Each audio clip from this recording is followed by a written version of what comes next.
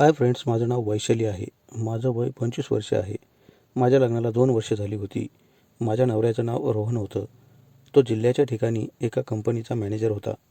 आमच्या लग्नाआधी त्याने एक बंगला बांधला होता. लग्नानंतर 6 महिन्यातच त्याने मला त्याच्याकडे आणलं होतं.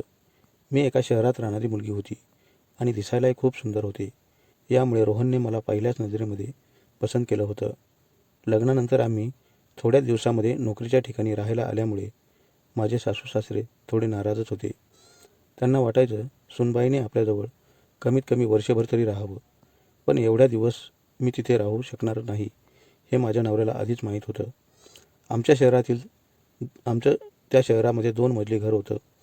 यामुळे वरच्या मजल्यावर आम्ही भाडेकरू ठेवायचो.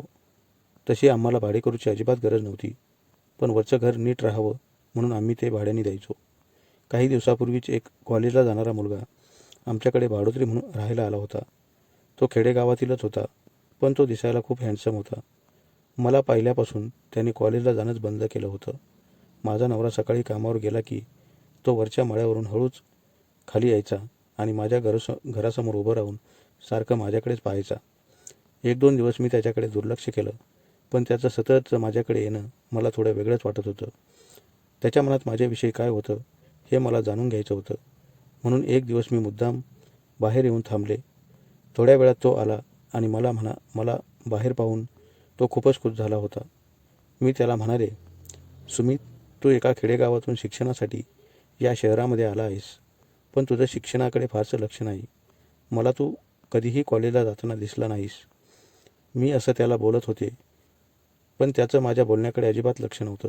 त्याचं सारं लक्ष होतं ते माझ्या शरीराकडेच. मी असं बोलल्यामुळे माझ्या प्रश्नाचं त्याने उत्तर दिलं नाही आणि तो दुसऱ्या दिवसापासूनच कॉलेजला जाऊ लागला.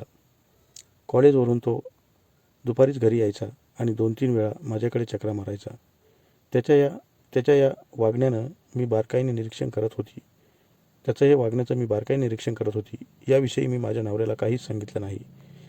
त्याला त्याविषयी सांगितलं असतं तर त्या भाडोत्री पोराला त्याने कधीच बाहेर काढलं असतं. यामुळे मी शांत होते. माझ्या लग्नाला 2 वर्ष होऊनही मी गुड न्यूज देऊ शकत नव्हते, कारण माझा नवरा रोहन त्या बाबतीत खूप आळशी होता. तो मॅनेजर म्हणून काम पाहत होता, पण घरात बायकोच्या काय इच्छा असतात याचा तो फारसा विचारच करत नव्हता. त्याच्या घरचे आणि माझ्या घरचे आम्हाला मूल होण्याची खूप वाट पाहत होते, पण त्यांना काय सांगावं हे मला काहीच कळत नव्हतं. संध्याकाळी तो फक्त बेडवर थोडा टाईमपास करायचा आणि लगेच झोपी जायचा. तो झोपला की लगेच घोरायला सुरुवात करायचा. इकडे रात्रभर मला झोपच येत नसायची. लग्नानंतर माझी ती इच्छा पूर्ण होत नव्हती. यामुळे मी नवऱ्यावर खूप चिडायचे आणि रागवायचे सुद्धा. पण माझं सारं बोलणं तो शिरेच घेतच नव्हता. यामुळे त्याच्या अशा वागण्याला मी खूपच वैतागली होती. कधीकधी मला वाटायचं, तो भाडोत्री मुलगा सुमित माझ्याजवळ येण्यासाठी किती प्रयत्न करतोय आणि त्याच्याकडे आपण दुर्लक्ष करतोय. एकदा माझा नवरा त्याच्या मित्राच्या लग्नासाठी 2 दिवस बाहेर गेला होता. मला एकटीला राहण्याची सवय नव्हती.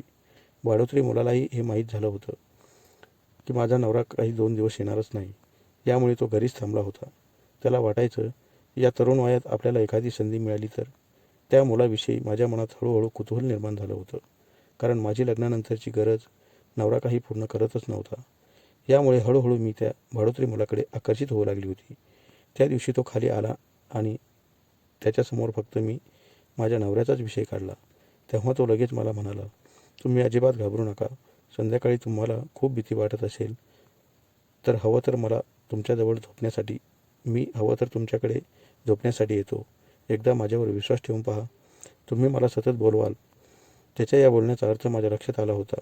माझं मन देखील म्हणालं, त्याला एक दिवस आपल्या घरी येण्याची संधी द्यावी.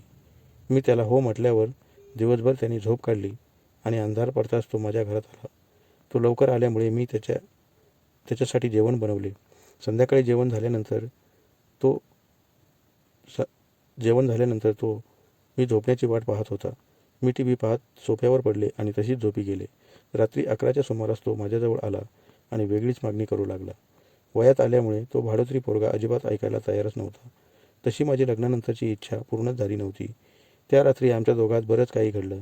तेव्हापासून त्या भाडोत्री पोराला चांगली सवय लागली होती. नवऱ्याच्या एका चुकीमुळे त्यालाही संधी मिळत होती.